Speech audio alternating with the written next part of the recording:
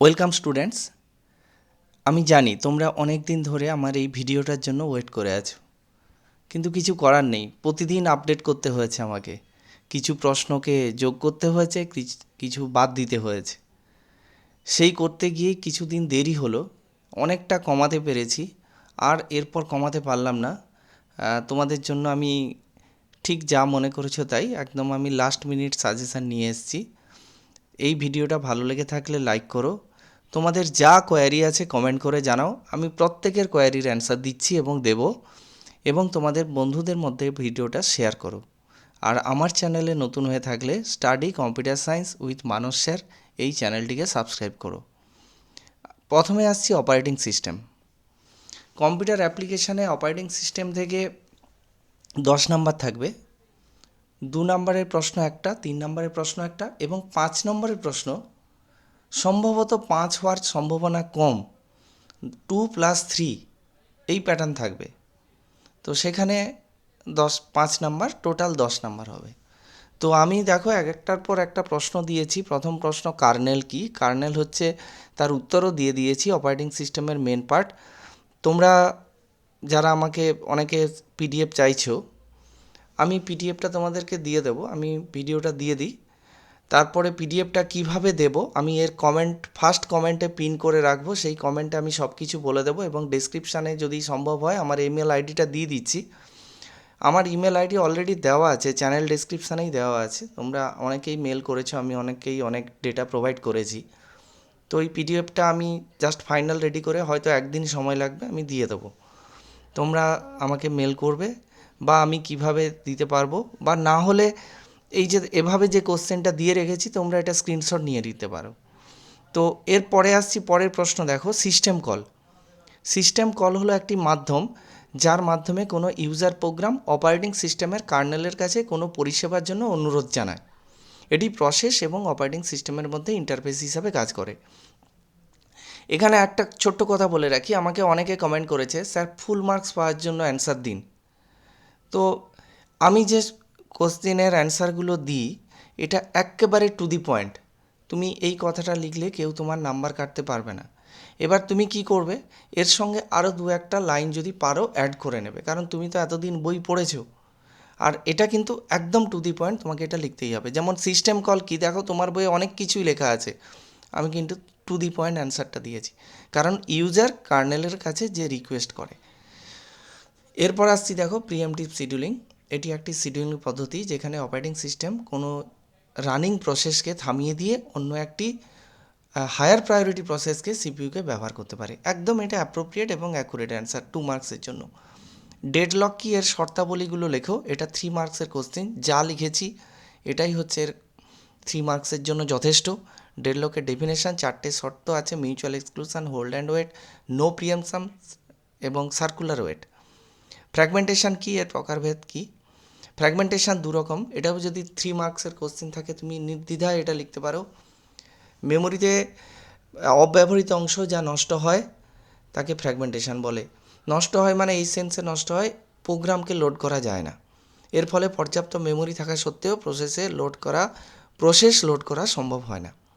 আমরা প্রসেস বলতে বোঝাই program in execution. Internal fragmentation কাকে বলে, যখন মেমোরি ব্লকের সাইজ বড় হয় কিন্তু খালি জায়গা বেশি থাকে, অর্থাৎ ছোট প্রসেস আমরা লোড করে দিই। আর এক্সটার্নাল ফ্র্যাগমেন্টেশন যখন ব্লকের সাইজ ছোট হয় কিন্তু বড় প্রোগ্রাম এক্সিকিউট হতে আসে, তখন ওই জায়গায় পুরোটা খালি থেকে যায়, তখন সেটাকেই বলা হয় এক্সটার্নাল ফ্র্যাগমেন্টেশন। ভার্চুয়াল মেমোরিটা ইম্পর্ট্যান্ট আছে, জোর দাও। ভার্চুয়াল মেমোরিটা অনেক বড় করে অনেকগুলো পয়েন্ট লিখে দিয়েছি। ভার্চুয়াল মেমোরি কাকে বলে, এটি কিভাবে কাজ করে, পুরো তোমরা স্ক্রিনশট নিয়ে নিতে পারো এখান থেকে। ভার্চুয়াল মেমোরির গুরুত্ব কী, এই কটা 3টে কোশ্চেন ভার্চুয়াল মেমোরি থেকে নিয়ে রাখতে পারো। তারপরে দেখো what is process state transition, 3 নম্বরের কোশ্চেন, খুব ইম্পর্ট্যান্ট।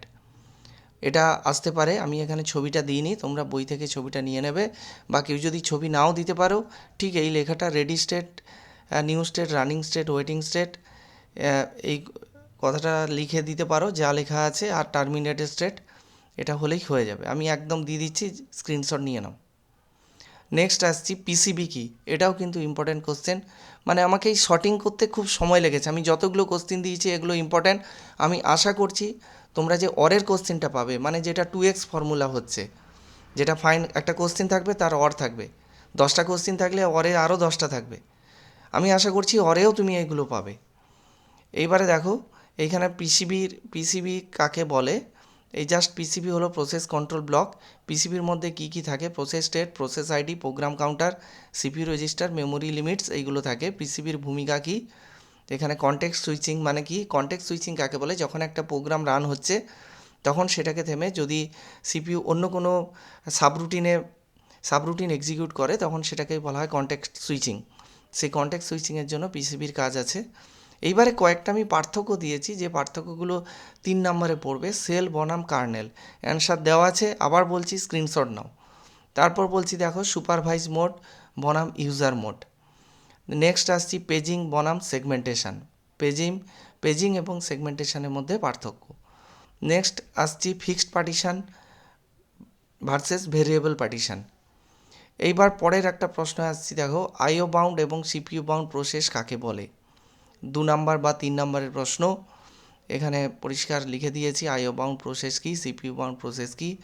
সেগমেন্টেশনের ধারণা, ছোট্ট করে একবারে সেগমেন্টেশনের ধারণা 3 নাম্বারে যদি পড়ে তাহলে এখানে তোমরা এভাবে লিখতে পারো, সেগমেন্টেশন হচ্ছে মেমোরি ম্যানেজমেন্টের একটা পদ্ধতি।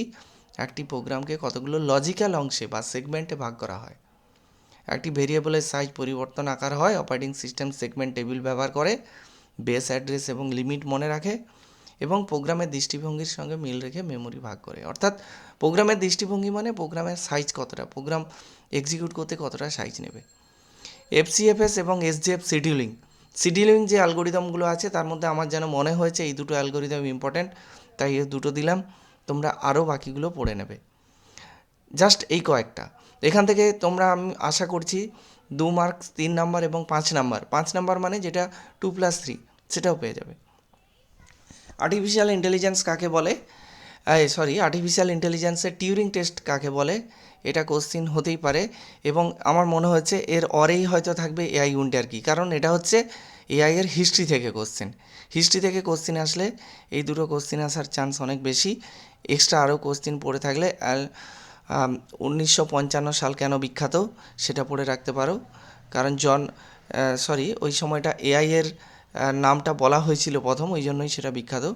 এআই উইন্টার কি, এর পেছনে কারণগুলো কি। এআই উইন্টারে হচ্ছে যখন এআই নিয়ে মানুষ বিনিয়োগ এবং আগ্রহ হারিয়ে ফেলেছিল, তার কারণ হচ্ছে অতিরিক্ত প্রতিশ্রুতি দিয়ে দিয়েছিল বিজ্ঞানীরা, কিন্তু সেই প্রতিশ্রুতির মধ্যে বিজ্ঞানীরা সেই টার্গেটে পৌঁছাতে পারেনি এবং প্রচুর খরচ হয়েছিল। এমএল এবং ডিএল এর মধ্যে 3টি পার্থক্য। পরে কোশ্চেন, ডিপ লার্নিং মেশিন লার্নিংয়ের মধ্যে পার্থক্য, তোমরা স্ক্রিনশট নাও এবং এখানে এই পার্থক্যগুলো পড়বে, এখান থেকে অ্যান্সার পেয়ে যাবে। রিইনফোর্সমেন্ট লার্নিং কাকে বলে, এখানে ট্রায়াল অ্যান্ড এরর পদ্ধতিতে যেখানে এনভায়রনমেন্ট থেকে এজেন্টের মাধ্যমে শেখে সেটাই হচ্ছে রিইনফোর্সমেন্ট লার্নিং, যখন মেশিন লার্নিংয়ের একটা স্টেপ এটা। এজেন্টের গঠন, এজেন্টের স্ট্রাকচার ছোট্ট করে লিখেছি, agent program architecture plus agent program. তারপর কি চ্যাটবট কি, এটা পরীক্ষা আসার সম্ভাবনা প্রবল, একটা দেখে রাখো। তারপর দেখো সুপারভাইজ এবং আনসুপারভাইজ লার্নিংয়ের মধ্যে পার্থক্য, 3টেই পার্থক্য দিয়েছি কারণ 3 মার্কসের পার্থক্য আসতে পারে ম্যাক্সিমাম, তাই 3 দিয়েছি। একটি এআই সিস্টেমের পক্ষপাতিত্ব কিভাবে আসে, এআই বায়াস কিভাবে আসে, 3 নম্বরের প্রশ্ন হতে পারে। সেই 3 নম্বরের প্রশ্নের জন্যই আমি এখানে 3টে পয়েন্ট ছোটো ছোটো করে লিখে দিয়েছি, তোমরা এটা নিয়ে নাও, ভালো করে পড়বে। ক্লাসিফিকেশান রিগ্রেশনের মধ্যে 3টে পার্থক্য, সেটাও দিয়ে দিয়েছি।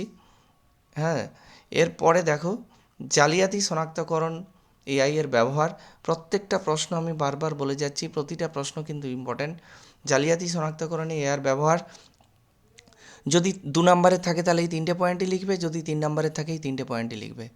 পারসেপ্টন লার্নিং রুল কি, এখানে অনেক কিছু আছে, ম্যাথামেটিক্যাল অনেক কিছু আছে, জাস্ট 2 নম্বরের জন্য লিখেছি যে নিউরাল নেটওয়ার্কের নিউরনগুলোর যে ইনপুট ওয়েট ভ্যালুগুলো আছে না, সেই ওয়েট ভ্যালুগুলো যখন শেখে তখন তার ডব্লুর ভ্যালুগুলো চেঞ্জ হয়। যদি আউটপুটটা ভুল হয় তাহলে একটা সূত্র ফলো করে দিয়ে ডব্লুর ভ্যালুগুলোকে অ্যাডজাস্ট করে।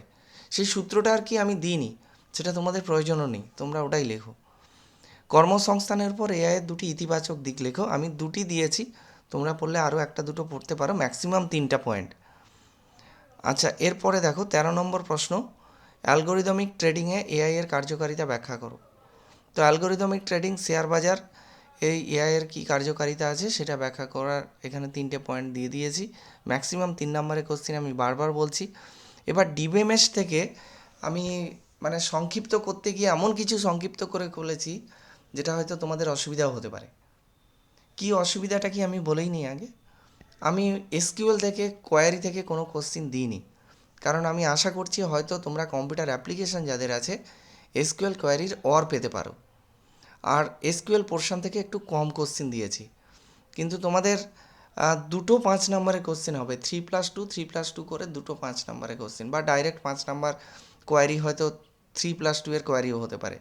2 নম্বর গ্রুপ এতে একটা থাকবে, গ্রুপ বিতে একটা থাকবে, 5 নম্বরে কিন্তু দুটো কোশ্চেন হবে, কারণ এটা 15 মার্কস। ডেটা ডিকশনারি কাকে বলে 2 মার্কসের কোশ্চেন। ডিবিএ কি, ডিবিএ দুটো কাজ লেখো, 3 মার্কসের কোশ্চেন হতে পারে। বা যদি বলে শুধু ডিবিএ দুটি কাজ লেখো তাহলে 2 মার্কসের কোশ্চেন। এন্টিটি সেট বলতে কী বোঝো, অ্যাট্রিবিউট কীভাবে এন্টিটির সঙ্গে যুক্ত। এখানে অ্যাট্রিবিউটের সঙ্গে এন্টিটির রিলেশান কী। অ্যাকচুয়ালি অ্যাট্রিবিউট দিয়ে এন্টিটিকে ক্যারেক্টারাইজ করা যায়, সেই কথাটাই তোমাকে বলতে হবে। আমি এখানে সংক্ষিপ্ত করে বলে দিয়েছি। এই ফরেন কি নিয়ে কিন্তু একটু বেশি দিয়েছি। ফরেন কিটা কিন্তু ইম্পর্ট্যান্ট, এবং রেফারেন্সিয়াল ইন্টিগ্রিটি কনস্ট্যান্টটা কিন্তু ইম্পর্ট্যান্ট। ইন্টিগ্রিটি কনস্ট্যান্ট পোর্শনটা পুরোটাই ইম্পর্ট্যান্ট। আমি ইন্টিগ্রিটি কনস্ট্যান্ট থেকে অনেক কোশ্চেন দিয়েছি। ফরেন কির ডেফিনেশন দাও, আর তারপরে দেখো ডিবিএমএসে ফরেন কির ব্যবহার ও গুরুত্ব। এখানে অনেকগুলো ব্যবহার ও গুরুত্ব অনেকগুলো লিখেছি, তোমরা মিনিমাম 3টে রেডি করো। তারপরে দেখো স্কিমা এবং ইনস্ট্যান্ট কি ডেফিনেশান যদি আসে, স্কিমা কাকে বলে, ইনস্ট্যান্ট কাকে বলে, আর বা পার্থক্য যদি পড়ে স্কিমা ইনস্ট্যান্টের মধ্যে পার্থক্য, স্কিমা ইনস্ট্যান্টের পার্থক্য থাকলে তোমরা সেটাও লিখতে পারো, তাই এটা এভাবে দিলাম।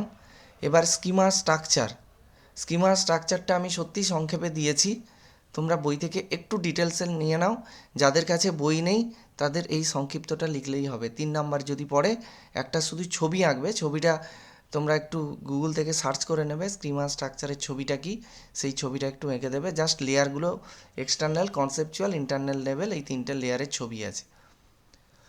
ডেটা ইন্ডিপেন্ডেন্স কি।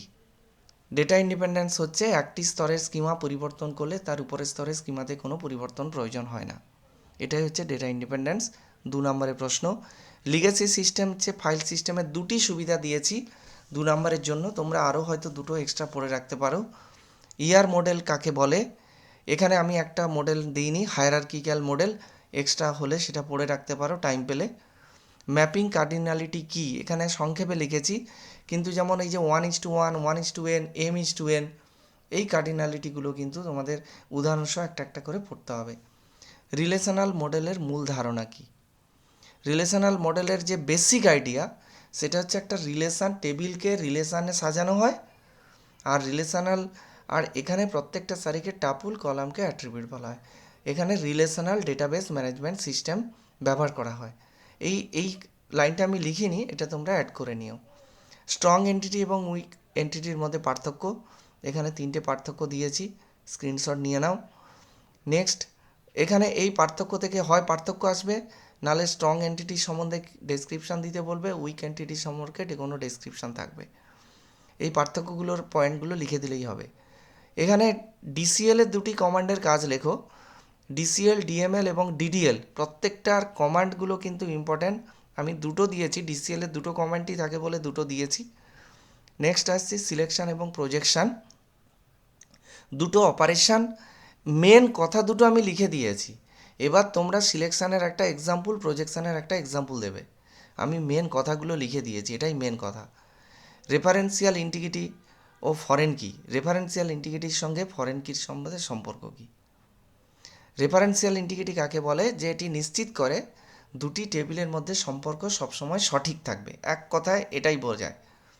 আর ফরেন কি কাকে বলে, ফরেন কি এই নিয়মটা মেনে চলে, অর্থাৎ চাইল্ড টেবিলের কোনো ফরেন কির মান অবশ্যই প্যারেন্ট টেবিলের প্রাইমারি কিতে থাকবে।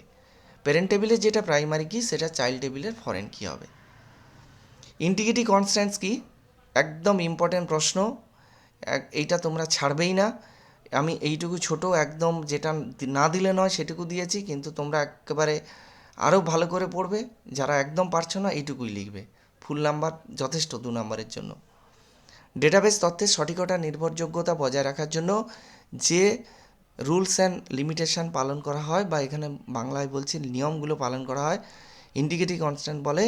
যেমন প্রাইমারি কি কখনো ফাঁকা বা নাল হতে পারে না। ডোমেন কনস্ট্যান্ট কাকে বলে? আর একটা যেমন ডোমেন কনস্ট্যান্ট মানে কি, ধরো এজ, এজ কলাম কখনো কারো 1000 হতে পারে না, কারো 0-1 হতে পারে না, সেটাই ডোমেন। এবারে ভিউটা দিয়ে আমি একটু বেশি দিয়েছি, আমার মনে হয় যে ভিউটা থেকে অনেক হয়তো প্রশ্ন এদিক ওদিক আসতে পারে, ওই জন্য ভিউ কাকে বলে, ভিউর বৈশিষ্ট্য সুবিধে 4টে দিয়েছি, তারপরে একটা উদাহরণও দিয়েছি, এগুলো তোমরা একটু দেখে নিও। ডেটা ইন্টিগ্রিটি কাকে বলে? ডেটা ইন্টিগ্রিটি বলতে বোঝায় একটাই কথা, তোমরা একটাই শব্দ মনে রাখবে, যে অ্যাকুরেসি অফ ডেটা, মানে ডেটার সঠিকতা, সম্পূর্ণতা, নির্ভরযোগ্যতা। এটা 2 নাম্বার, যা লিখবে এটাই 2। এবার আমি একটু আগে ডিসিএল কমান্ড বলেছিলাম, এখানে ডিএমএল এর 2টো কমান্ড, আমার এই 2টো কমান্ড আমি মন মতো দিয়েছি, পরীক্ষায় পড়লে কিভাবে লিখতে হবে সেটা লিখেছি। কমান্ডটার কি কাজ লিখবে, কমান্ডটার ডেসক্রিপশান লিখবে, তারপর কাজ লিখবে, তারপর উদাহরণ, একটা স্কেল উদাহরণ দেবে, এইটুকুই। এবার আপডেট কমান্ড দিয়েছি, তারও একই কাজ লিখেছি। তারপর ডিডিএল এর 2টি গুরুত্বপূর্ণ কমান্ড লিখেছি, ক্রিয়েট কমান্ড এবং অল্টার কমান্ড লিখেছি। তো আজকে আমার সাজেশান এই পর্যন্ত। আমি একটা কথা বলি যে এটা শুধুমাত্র একটা সাজেশান, কখনোই 100% হতে পারে না। তোমরা পরীক্ষার প্রিপারেশনের জন্য আরও বই থেকে পড়বে, এটা একটা জাস্ট হাতের কাছে রাখবে। তো আর কিছু বলার নেই, তোমাদের পরীক্ষার জন্য অসংখ্য অসংখ্য শুভেচ্ছা থাকলো। তোমরা ভালো করে পরীক্ষা দিও, পরীক্ষা দেওয়ার পর আমাকে জানিও কার কেমন পরীক্ষা হয়েছে। Thank you.